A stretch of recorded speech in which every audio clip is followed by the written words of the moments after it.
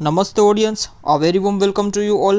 આપણે જોઈ રહ્યા છીએ standard 7 social science chapter number 7. આજે આપણે શરૂ કરવા જઈ રહ્યા છીએ ભક્તિ યુગ, ધાર્મિક સમુદાયો અને વિચારકો. સૌથી પહેલાં તો આ ચેપ્ટર આપણને કહેવા શું માંગે છે, આ આખા ચેપ્ટરની થીમ શું છે એ આપણે સમજવાની કોશિશ કરીએ. અને આ ચેપ્ટરમાં આપણે શું સમજવાનું છે એ પણ એક મતલબ ઓવરવ્યૂ જે છે એ આજે આપણે પહેલાં લઈ લઈએ. મતલબ ઇન્ટ્રોડક્ટરી ચેપ્ટર જે છે એ ઇન્ટ્રોડક્ટરી લેક્ચર જે છે એ કમ્પ્લીટલી રહેવાનું છે.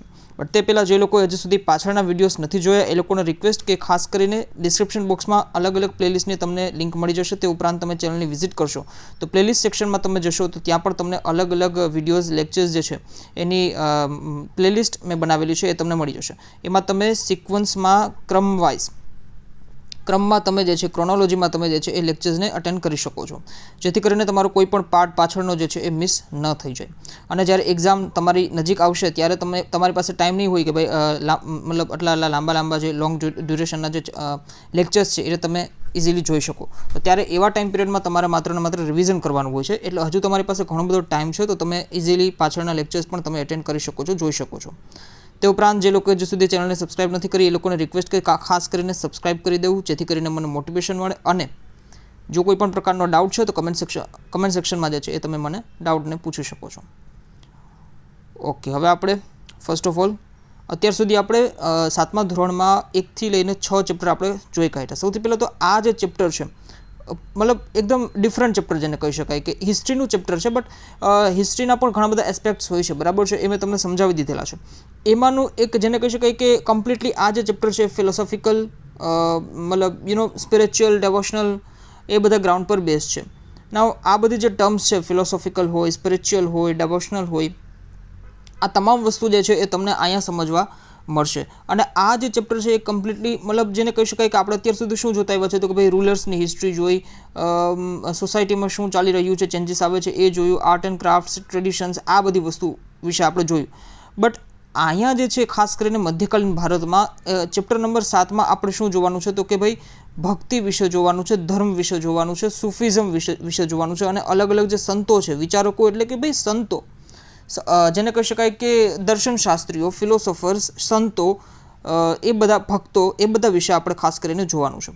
ધાર્મિક સમુદાયો વિશે જોવાનું છે, જે ડિફરન્ટ મતલબ માની લો કે ભાઈ વૈષ્ણવિઝમ છે, શૈવિઝમ છે, તો એના જે સંપ્રદાય છે, સમુદાય છે, એના વિશે આપણે જોવાનું છે. અલવાર, નયનાર, આ બધી વસ્તુ, આ જે બધી ટર્મ્સ છે એ બધી વસ્તુ આગળ આવશે. એ બધી વસ્તુઓ જે છે એ આ ચેપ્ટરમાં આપણે જોવાની છે.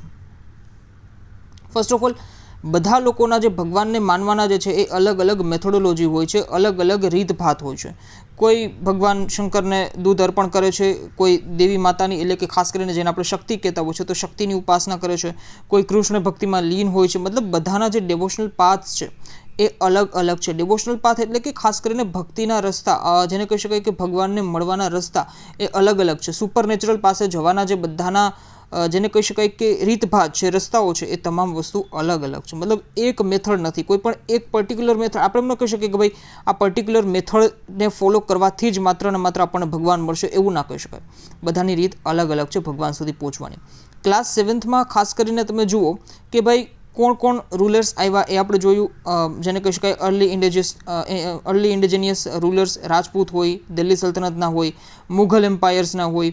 તે ઉપરાંત પણ એ ટાઈમ પિરિયડમાં વિજયનગર સામ્રાજ્ય, બહેમની સામ્રાજ્ય, આ તમામ વસ્તુઓ જે છે એ બધી વસ્તુઓ આપણે ધીમે ધીમે સ્ટેપ બાય સ્ટેપ બધી વસ્તુઓ જોઈ.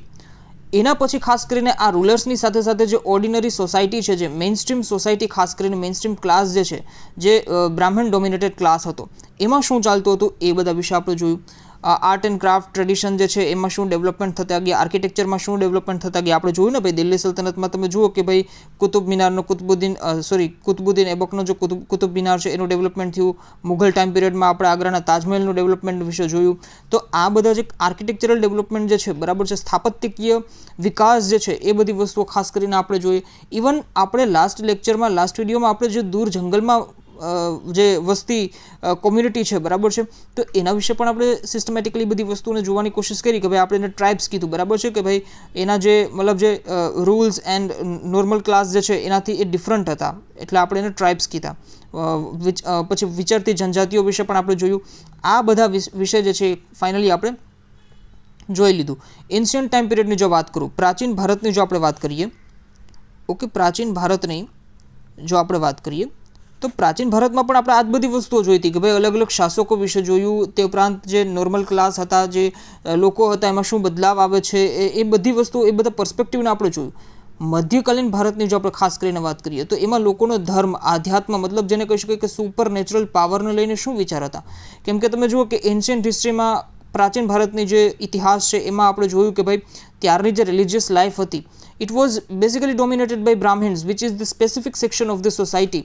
કેમ કે ત્યારના ટાઈમ પિરિયડમાં શું હતું, અને હા, ખાસ કરીને જૈન અને બૌદ્ધ ધર્મની જો આપણે વાત કરીએ, ઓકે, નેશનલ મુવમેન્ટ, રિલિજિયસ મુવમેન્ટની જો આપણે વાત કરીએ, ઓકે, રિલિજિયસ મુવમેન્ટની જો આપણે વાત કરીએ, જેને કહી શકાય કે ધાર્મિક ચળવળો આપણને પ્રાચીન ભારતમાં પણ જોવા મળે છે. આ ભક્તિ યુગ જે છે એ મધ્યકાલીન ભારતની તમે ધાર્મિક ચળવળ કહી શકો. મધ્યકાલીન ભારત ભક્તિ યુગ એટલે અહીંયા એકચ્યુઅલી માત્ર ને માત્ર આપણે હિન્દુઇઝમને સમજીને નથી ચાલવાનું. અહીંયા જનરલી હિન્દુઇઝમ હોય, સિખિઝમ હોય, ઇવન ઇસ્લામ હોય, કેમ કે ત્યારના ટાઈમ પિરિયડમાં દિલ્હી, મધ્યકાલીન ભારતની વાત કરું છું, દિલ્હી સલ્તનત, મુઘલ એમ્પાયર, આ બધા જે આવ્યા હતા, બરાબર છે, એ લોકોની મેઇન આઈડિયોલોજી શું હતી, ઇસ્લામની હતી. તો ભક્તિ યુગનો મતલબ માત્ર ને માત્ર આપણે હિન્દુઇઝમ સાથે નથી કનેક્ટ કરવાનું. મધ્યકાલીન ભારતમાં જેટલા પણ ધર્મો હતા, શીખ હોય, ઇસ્લામ હોય, કોઈ પણ અન્ય નાના મોટા ધર્મો હોય, એ તમામ સાથે જે છે એ આ સંલગ્ન છે, કનેક્ટેડ છે. એ વસ્તુ આપણે ખાસ કરીને અહીંયા જોવાનું છે. હવે હું તમને એ કહેતો હતો કે ભાઈ ધાર્મિક ચળવળ, બરાબર છે, એન્શિયન્ટ પ્રાચીન ભારતની, કે એમાં મેં તમને કીધું કે ભાઈ એ ટાઈમની જે સોસાયટી હતી, it was basically dominated by Brahmins, અને આ બ્રાહ્મણ જે છે એ ખાસ કરીને સ્પેસિફિક સેક્શન હતો સોસાયટીનો. પણ એ ટાઈમ પિરિયડમાં તમે જુઓ કે જે મેઇન સ્ટ્રીમ સોસાયટી હતી, બરાબર છે, એ કાસ્ટ હાયરકી બેઝડ હતી.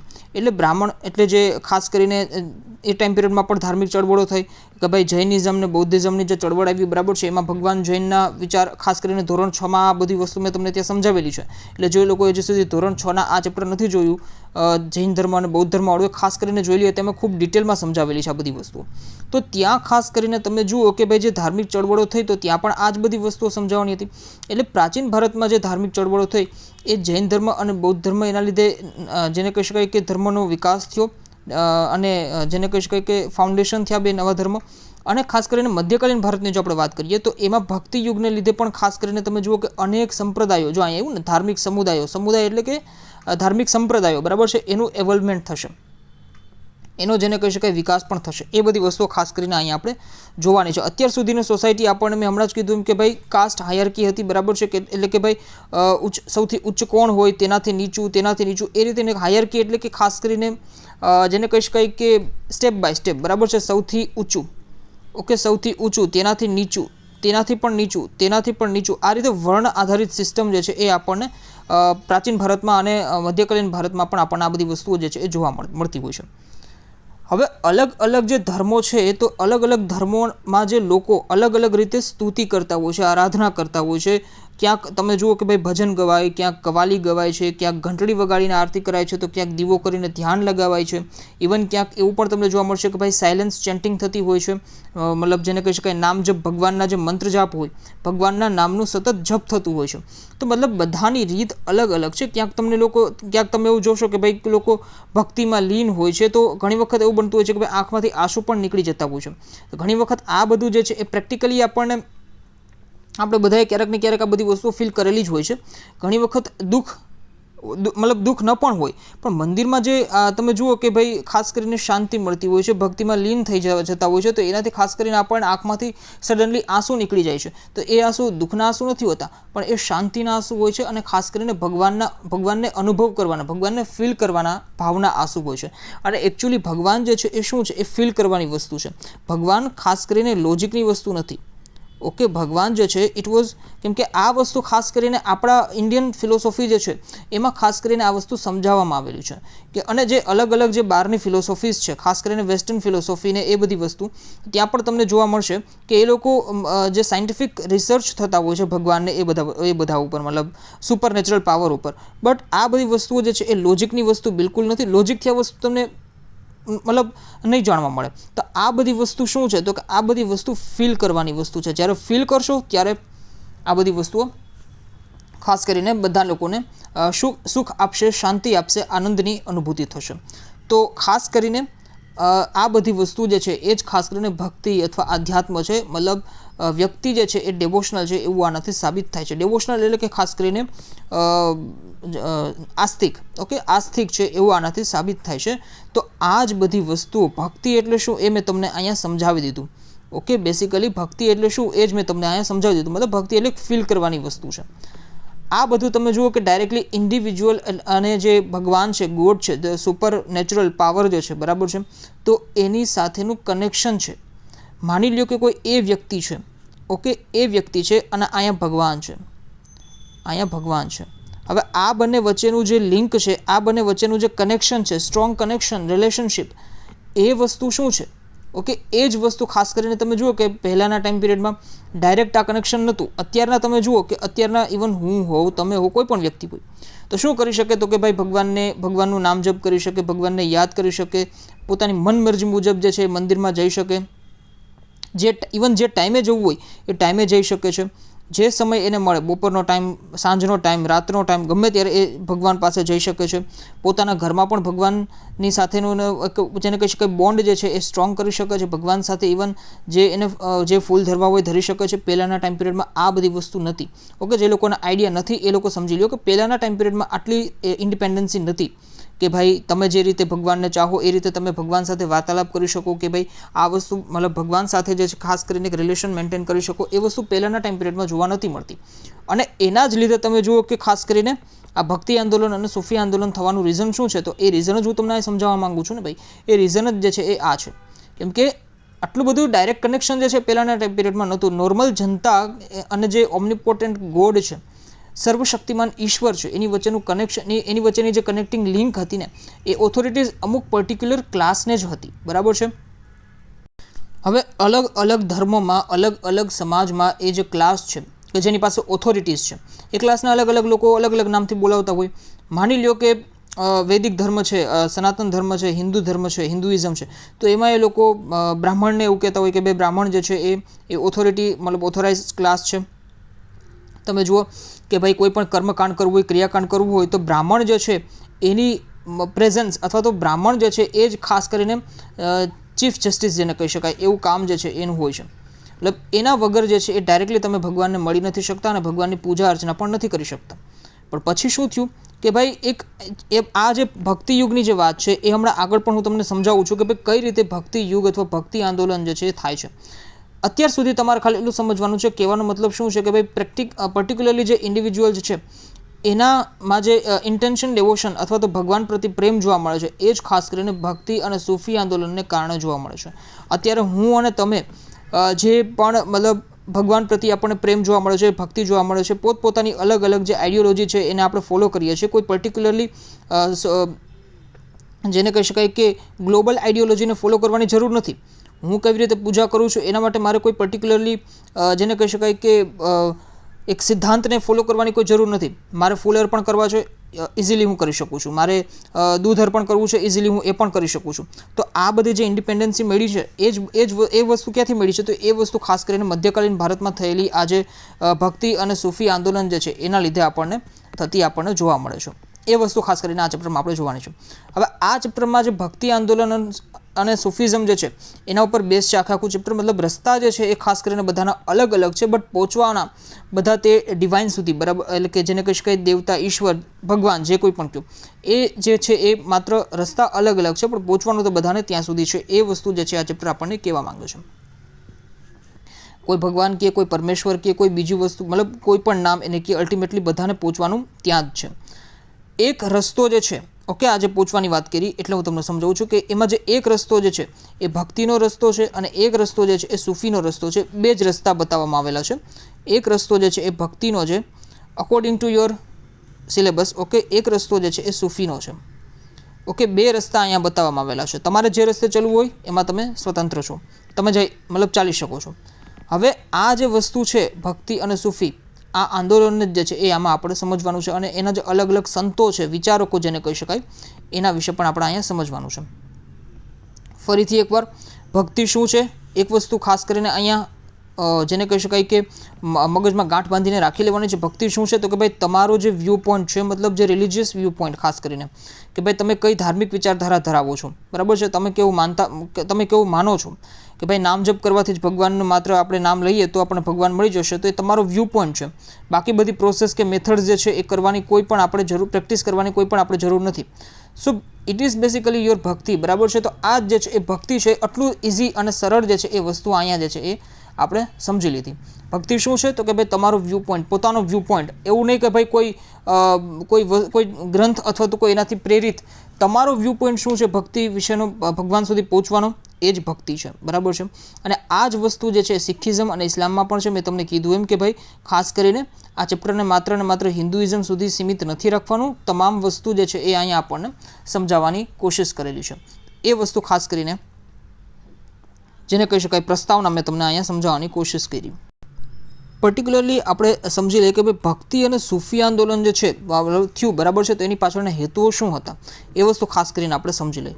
તો કે ભાઈ મધ્યકાલીન સમાજમાં જે અજ્ઞાન, મિથ્યાચારો અને દુઃખ જે હતા એને ખાસ કરીને દૂર કરવાના હેતુથી આ ભક્તિ અને સૂફી આંદોલન જે છે ખાસ કરીને ચલાવવામાં આવેલું, અલગ અલગ સંતો દ્વારા, અલગ અલગ વિચારકો દ્વારા અને અલગ અલગ જેને કહી શકાય કે ધાર્મિક સાધુઓ દ્વારા, બરાબર છે, આ વસ્તુને ખાસ કરીને ચલાવવામાં આવેલું. અજ્ઞાન એટલે કેવું? તો કે ભાઈ મધ્યકાલીન ભારતમાં ખાસ કરીને અજ્ઞાનતા જે છે એ ખૂબ જ સ્પ્રેડ થયેલી હતી, ફેલાયેલી હતી. મિથ્યાચારો, બધું એક જ વસ્તુ થઈ, જેને કહી શકાય કે મિથ્યા આચરણ જે છે એ ખાસ કરીને એ ટાઈમ પિરિયડમાં, અને દુઃખ એ ટાઈમ પિરિયડમાં ખૂબ વધારે માત્રામાં આપણને જોવા મળે છે. અજ્ઞાન, બધી પ્રકારનું અજ્ઞાન, એમાં અંધવિશ્વાસ પણ આવી ગયા અને તમામ પ્રકારની એવી પ્રેક્ટિસીસ જેનાથી લોકોને દુઃખ પહોંચતું હતું.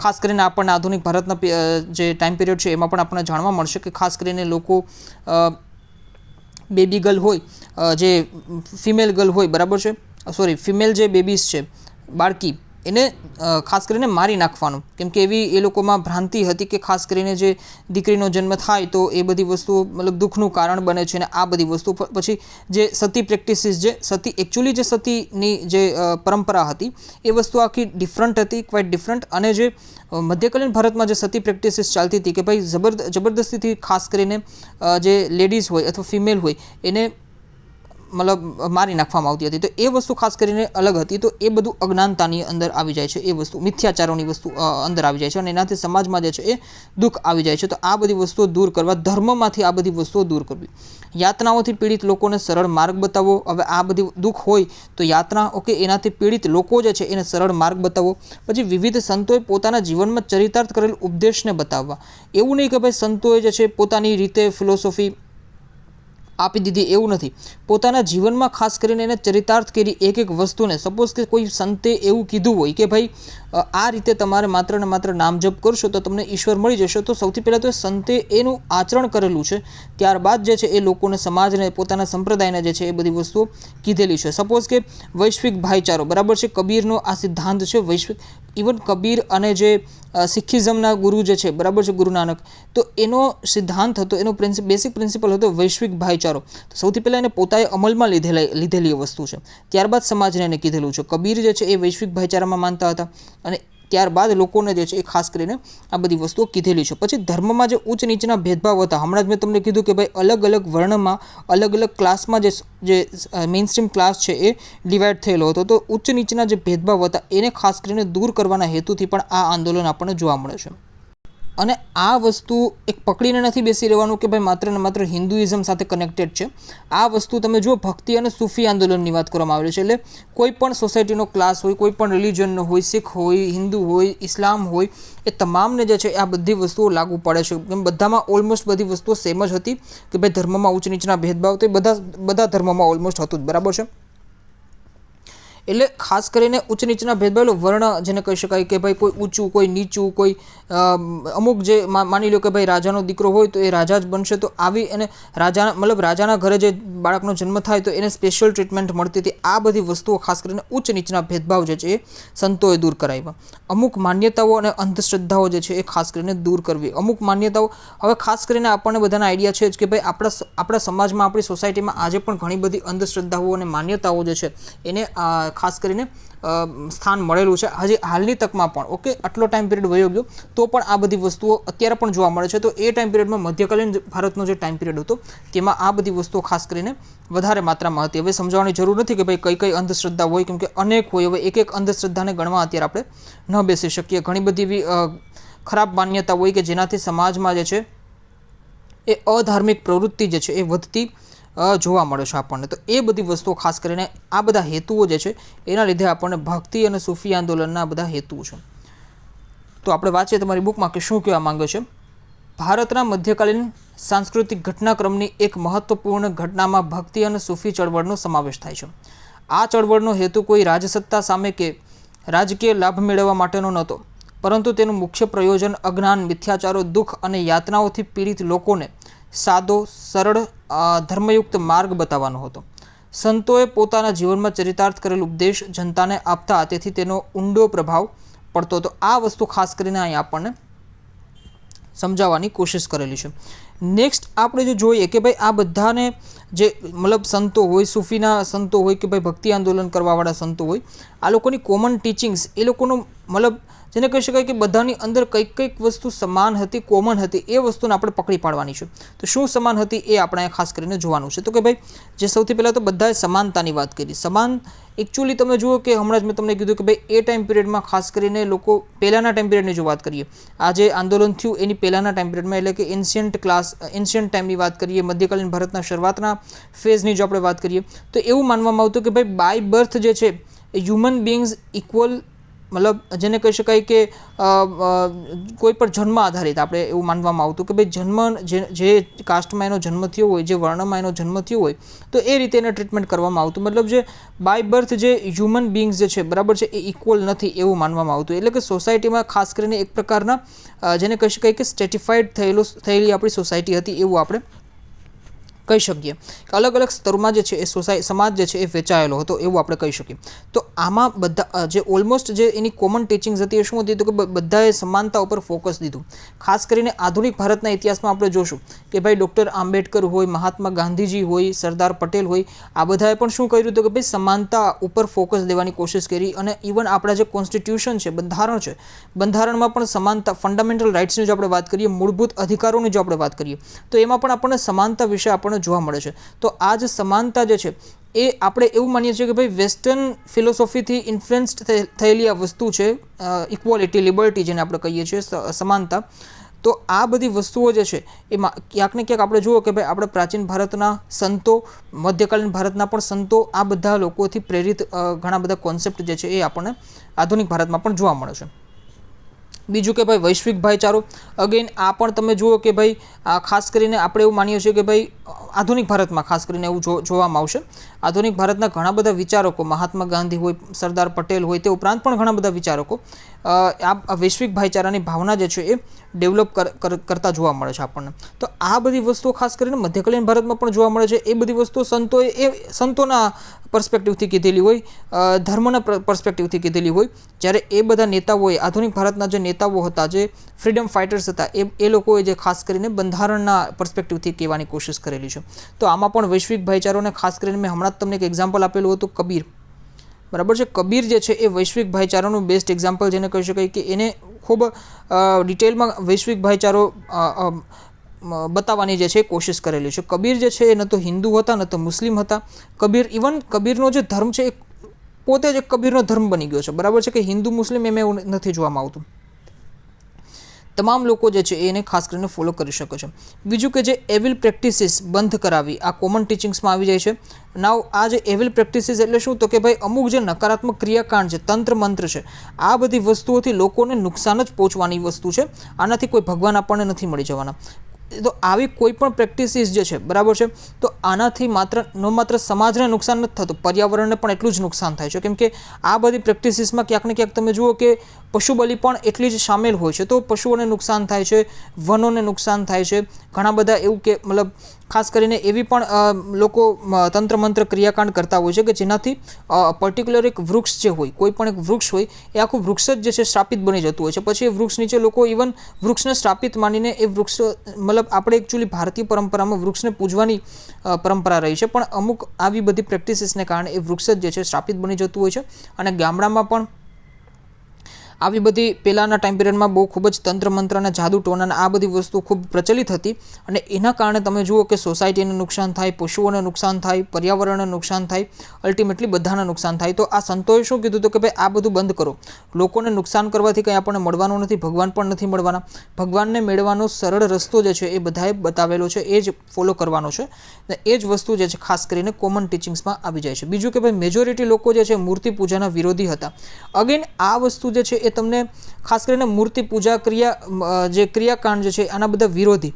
ઓકે, આ વસ્તુ શું છે? આ વસ્તુને થોડું ડીપલી સમજવાની કોશિશ કરવાની છે કે ભાઈ ખાસ કરીને લોકો એવું માનતા હોય છે કે ભાઈ જે હિન્દુઇઝમ મૂર્તિ પૂજાનો કોન્સેપ્ટ છે એના વિરોધ છે. નહીં, એ બધી વસ્તુ બેસિક લેવલની વસ્તુ છે. હિન્દુઇઝમમાં જે મૂર્તિ પૂજા અને આઇડોલેટ્રી ને એ બધી વસ્તુ છે એ બેસિક લેવલની વસ્તુ છે. પણ અગેન જે જાદુ ટોનાની વસ્તુ છે એનો અહીંયા એકચ્યુઅલી વિરોધ કરવામાં આવેલો છે કે ભાઈ જે રીતે અલગ અલગ પૂતળાઓ બનાવીને એની ઉપર તંત્ર મંત્ર કરે, જાદુ કરે વગેરે વગેરે, એ બધી વસ્તુનો વિરોધ છે ખાસ કરીને આમાં. તો એ ઓલમોસ્ટ તમામ લોકોએ જે છે એ આનો વિરોધ કરેલો છે. પછી કે ભાઈ લોકો સમજી શકે તેવી ભાષામાં આ લોકોએ જે છે એ ઉપદેશ આપ્યો. આ એની કોમન ટીચિંગ્સ આવી ગઈ, બરાબર છે. લોકો સમજી શકે તેવી ભાષામાં ખાસ કરીને ઉપદેશ આપવાની કોશિશ કરી કે ભાઈ સપોઝ કે મતલબ ખાસ કરીને સાઉથ ઇન્ડિયા છે, બરાબર છે, તો ત્યાંના નૈનાર અને અલવાર સંતોએ એ પોતાની ભાષામાં જે છે ખાસ કરીને ઉપદેશ આપવાની કોશિશ કરી. અત્યારના સંતો પણ તમે જોવા મળશે કે જનરલી લોકો હિન્દીનો યુઝ કરતા હોય છે, ગુજરાતમાં હોય તો ગુજરાતીનો યુઝ કરતા હોય છે. અને ઇવન જો ગ્લોબલ લેવલ ઉપર કોઈ એવા સ્પિરિચ્યુઅલ લીડર કામ કરતા હોય તો એ ઇંગ્લિશનો ઉપયોગ કરતા હોય છે. સંસ્કૃતનો ઉપયોગ કરતા બહુ ઓછા લોકો તમને જોવા મળશે. રીઝન શું છે? કેમ કે ભાઈ લોકો સમજી જ નથી શકતા એ ભાષાને, તો પછી એ ભાષાનો યુઝ કરવાનો મતલબ શું છે? અલ્ટિમેટલી ગોલ શું છે? તો કે ભાઈ ભગવાન સુધી પહોંચવાનું ગોલ છે. અને સંતો શું વિચારે છે? સંતોનું કામ શું છે? તો કે ભાઈ ભગવાન સુધી લોકો જે છે, ઓકે, સામાન્ય લોકો છે, સામાન્ય પ્રજા જે છે એને ભગવાન સુધી કનેક્શન, રિલેશનશિપ મજબૂત કરાવવાનું કામ છે સંતોનું. તો હવે સંતો જે છે એ સંસ્કૃતમાં લોકોને લેક્ચર્સ દેશે, બરાબર છે, ભાષણ દેશે, તો લોકો સમજી નહીં શકે. તો બેટર છે કે ભાઈ અગર જો તમે ગ્લોબલ લેવલ ઉપર કામ કરો છો, વૈશ્વિક લેવલ ઉપર કામ કરો છો, તો ઇંગ્લિશનો ઉપયોગ કરો, ક્ષેત્રીય ભાષાનો ઉપયોગ કરો છો, ક્ષેત્ર લેવલ ઉપર કામ કરો છો. તો આ રીતે ખાસ કરીને એક બધાની કોમન ટીચિંગ્સ આપણને મધ્યકાલીન ભારતમાં પણ આપણને જોવા મળે છે. તો અત્યારે આપણે જે છે ખાસ કરીને આટલી વસ્તુ સમજી ગયા. અત્યારે આપણે અહીંયા સુધી રાખીએ છીએ. નેક્સ્ટ આપણે જે આ ઉદ્ભવ અને વિકાસ અને ત્યારબાદ જે મુખ્ય સંતો અને તેમની જે વિચારધારાઓ છે એ વિશે આપણે સ્ટેપ બાય સ્ટેપ સિસ્ટમેટિકલી આપણે જોતા જશું. અને ખાસ કરીને ચેપ્ટર ખૂબ જ ઇન્ટરેસ્ટિંગ રહેવાનું છે. ત્યારબાદ સૂફી આંદોલન શું છે એ પણ વસ્તુ હું તમને સમજાવીશ. અને ઇવન ભક્તિના જે પ્રકાર છે, સગુણ ભક્તિ, નિર્ગુણ ભક્તિ, એક નાનકડો એવો કોન્સેપ્ટ છે એ પણ હું તમને અહીંયા સમજાવી દઈશ અને ટોપિક જે છે એ ક્લિયર કરાવી દઈશ. અત્યારે જે છે આપણે અહીંયા સુધી રાખીએ છીએ. તો જે લોકોને લેક્ચર ખાસ કરીને પસંદ આવ્યો હોય તો એ લોકો પ્લીઝ લેક્ચરને જે છે, વિડીયોને જે છે લાઇક કરવાનો રાખો. તે ઉપરાંત જો ચેનલને સબસ્ક્રાઇબ નથી કરી તો ચેનલને સબસ્ક્રાઇબ કરી અને બેલ આઇકન તમને દેખાશે અને પ્રેસ કરી દેવું, જેથી કરીને મારા આવનારા વિડીયોઝની નોટિફિકેશન તમને તરત મળતી રહે. તે ઉપરાંત જે લોકો હજી સુધી શેર નથી કરતા એ લોકોને રિક્વેસ્ટ કે ખાસ કરીને ચેનલને શેર કરો, વિડીયોઝને શેર કરો, જેથી લોકો સુધી વધારેમાં વધારે લોકો સુધી જે છે કન્ટેન્ટ મળી રહે. અને ખાસ કરીને કમેન્ટ સેક્શનમાં તમે ફીડબેક જે છે એ આપી શકો છો કે તમને કેવું લાગે છે, કેવું નથી લાગતું. અને કોઈ પણ પ્રકારનો ડાઉટ હોય તો એ પણ તમે પૂછી શકો છો. અત્યારે આપણે અહીંયા સુધી રાખીએ છીએ. Thank you so much for watching this lecture. Stay connected with me. મળીએ નેક્સ્ટ લેક્ચરમાં.